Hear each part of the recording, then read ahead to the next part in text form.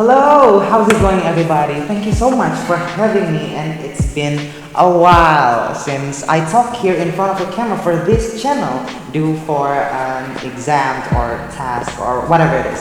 But I am so happy that I can finally be back here in front of the camera for this channel, and here I would like to thank Mrs. Rida first, so that I could have this opportunity to talk here. I'm so sorry.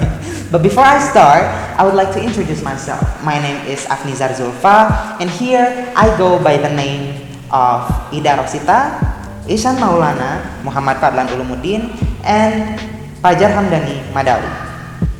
Before we start, I would like to say we all know that mental health, especially among adolescents and young adults, is something that we as a society overlook a lot.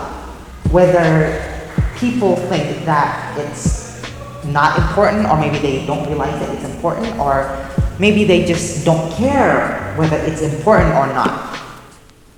Here, me and my group and my teammate have chosen a thesis titled Depression Among Adolescents and Young Adults, Social and Gender Differences by Therese Werbach. Depression is a large public health problem that has a negative impact on many aspects of life. Among adolescents and young adults, it is the leading cause of disability-adjusted life years. Many different factors can be expected to play a role in its development, such as biology, physical disease, gender, psychosocial, and psychoeconomic factors. Depression is more common among women than among men. However, it constitutes a large public health problem also for men, though less attention has been given to them. Much previous research shows that there are social differences in poor mental health. The overall aim with this thesis was thus to expand upon previous research and enhance the knowledge about social and gender differences in depression among young adults in Sweden, especially. The researcher that wrote the thesis thus highlight the importance of gender awareness among professionals as well as among those affected by depression. Continued efforts are needed to reduce social and gender differences in depression, particularly considering the fact that a great number of people are affected. Explanations to these social differences and to social differences in care seeking related to depression need further explanation. The research concluded that a low social position in childhood may increase the risk of depression in adolescents, and ideal masculinity can interfere with the understanding and acceptance of depression, as well as with the willingness to seek help for young men. This was found in Sweden, a country with relatively small social differences, a highly developed welfare system, and with adolescents and young adults living in relatively equal gender contexts of metropolitan areas. Social differences in self-reported depressive symptoms were rather high, but less so in diagnosed depression. Gender differences in risk of diagnosed depression based on social position were small, but girls with low educated parents with living exclusively with one adult may be particularly vulnerable, it says.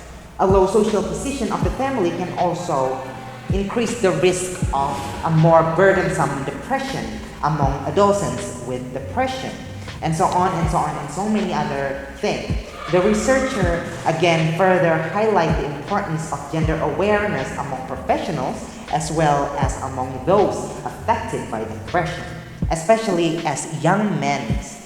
process of accepting and seeking help for depression was found to be delayed because of prevailing gender ideas.